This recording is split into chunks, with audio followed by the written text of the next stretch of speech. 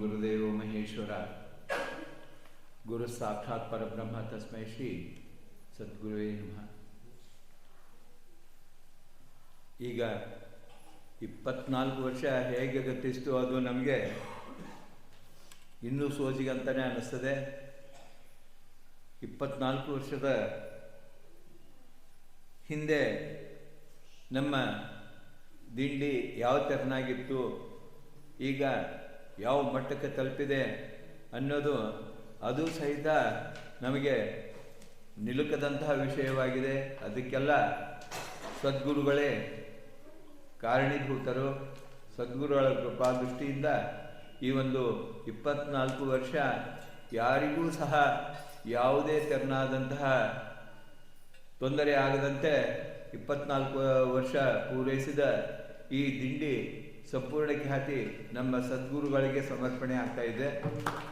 ಅವರುಗಳ ಕಾರುಣ್ಯದಿಂದ ಈ ಒಂದು ದಿಂಡಿ ಇಷ್ಟೊಂದು ಉನ್ನತ ಮಟ್ಟಕ್ಕೆ ತಲುಪಿದೆ. ಇವಾಗ ನೋಡ್ತಾ ಇದ್ರೆ ಗುರುಗಳು ಯಾವಾಗಲೂ ಹೇಳ್ತಾ ಇದ್ರು, ಈ ಮೊಬೈಲ್ ಯುಗ, ಕಂಪ್ಯೂಟರ್ ಯುಗ ಇದೆಲ್ಲ ಆರಂಭ ಆದಾಗಿನಿಂದ ಎಲ್ಲ ಅಲ್ಲಲ್ಲಿ ಯಾರು ಭಜನೆ ಕಡೆ ಅಥವಾ ಇದರ ಕಡೆ ಯಾರು ಕೇವಲ ಧಾರಾವಾಹಿ ನೋಡಿದೆ ಇದು ಮಾಡಿದೆ ಅಂಥೇಳಿ ಪ್ರವಚನದಲ್ಲಿ ಅದಕ್ಕೆ ಸಮಯ ಸಿಗ್ತದೆ, ಇದಕ್ಕೆ ಸಮಯ ಸಿಗ್ತಾ ಇರಲಿಲ್ಲ ಅಂತ ಹೇಳ್ತಾ ಇದ್ರು. ಆದರೆ ಇವತ್ತಿನ ಈ ದಿವಸದಲ್ಲಿ ಈ ಒಂದು ಕಟ್ಕೆಹಳ್ಳಿ ದಿಂಡಿ ಆರಂಭ ಆದಾಗಿನಿಂದ ಇಲ್ಲಿವರೆಗೂ ಸಹಿತ ಯಾರ ಮನೆಯಲ್ಲಿದ್ದರೂ ಸಹಿತ ನಾವು ಈ ದಿಂಡಿಗೆ ಹೋಗಬೇಕಾಗಿತ್ತು, ನಾವು ದಿಂಡಿಯಲ್ಲಿ ಭಾಗವಹಿಸಬೇಕಾಗಿತ್ತು ಅನ್ನೋದು. ಯಾಕಂತಂದರೆ ಇಲ್ಲಿಂದ ಡೈರೆಕ್ಟ್ ರಿಲೇ ಇಟ್ಟಿರೋದ್ರಿಂದ ಮೊಬೈಲ್ನಿಂದ ಮೊಬೈಲಿಗೆ ಅದು ಎಲ್ಲರೂ ನೋಡಿ ಎಲ್ಲ ತುಂಬ ಖುಷಿ ಪಟ್ಟಿದ್ದಾರೆ. ಇದೇ ತೆರನಾಗಿ ಈ ಒಂದು ದಿಂಡಿ ಇನ್ನೂ ಹೆಚ್ಚಿನ ಒಂದು ಶ್ರೇಯಸ್ಸನ್ನು ಪಡೆಯಲಿ. ಬರುವ 25ನೇ ವರ್ಷಕ್ಕೆ ನಾನು ಸಹಿತ ಈಗಾಗಲೇ ಬರ್ತಾ ಎಲ್ಲರಿಗೂ ಎಚ್ಚರಿಸಿದ್ದೇನೆ. ಅಂದರೆ ಇಲ್ಲ, ನಿಮ್ಮ ಊರಲ್ಲಿ ಇದೇ ತೆರನಾಗಿ ಈ ದಿಂಡಿಯನ್ನು ಬರಮಾಡಿಕೊಳ್ಬೇಕು. ಆ ದಿಂಡಿ ನಿಮ್ಮ ಊರಲ್ಲಿ ಪ್ರತಿಯೊಬ್ಬರಿಗೂ ತಿಳಿಬೇಕು, ಇದು ಕಟ್ಕೆಹಳ್ಳಿ ದಿಂಡಿ 25 ವರ್ಷ ಪೂರೈಸಿ ಈ ಒಂದು 25ನೇ ವರ್ಷ ಇದು ರಜತ ಮಹೋತ್ಸವವನ್ನು ಆಚರಣೆ ಮಾಡ್ತಾ ಇದೆ.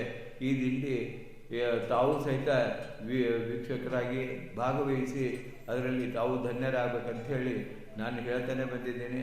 ಒಂದು ತಿಂಗಳ ಮುಂಚೆನೇ ಪ್ರತಿಯೊಂದು ನಮ್ಮ ದಿಂಡಿ ಎಲ್ಲಿ ವಾಸ ಆಗ್ತದೆ, ಎಲ್ಲಿ ಯಾರು ನಮಗೆ ಈ ಊಟೋಪಚಾರವನ್ನು ಮಾಡ್ತಾರೆ ಅವ್ರನ್ನೆಲ್ಲ ಕಂಡು ಅವರೆಲ್ಲರಿಗೂ ರೂಪರೇಷೆಯನ್ನು ಹಾಕಿ ಕೊಟ್ಟು ಅವರು ಅದಕ್ಕೆ ಪ್ರೇರಿತರಾಗಬೇಕಂತ ಹೇಳಿ ಸದ್ಗುರುಗಳ ಕೃಪಾ ಎಲ್ಲರ ಮೇಲೆ ಅದೇ ತೆರನಾಗಿರಲಿ. ಅವರೆಲ್ಲ ಈ ಒಂದು ದಿಂಡಿಗೆ ಉತ್ತೇಜಕರಾಗಲಿ ಅಂತ ಹೇಳ್ತಾ ನನ್ನ ಈ 2 ಮಾತುಗಳನ್ನ ಸದ್ಗುರು ಚರಣಕ್ಕೆ ಸಮರ್ಪಣೆ ಮಾಡ್ತಾರೆ. ಸದ್ಗುರುನಾಥ ಮಹಾರಾಜ್ ಕಿ ಜಯ. ಮತ್ತೆ ಯಾರಿದ್ರೆ ಬರ್ಬೋದು. ನರಗುಂದದ ಬರ್ರಿ, ಹೇಳ್ತೀನಿ, ನಾನು ಹೇಳ್ತೀನಿ, ನೀವೇನು ಹೇಳಬೇಕು. ಬರ್ರಿ ಬೇಗ ಬರ್ರಿ. 1 2 3 4 5 6 7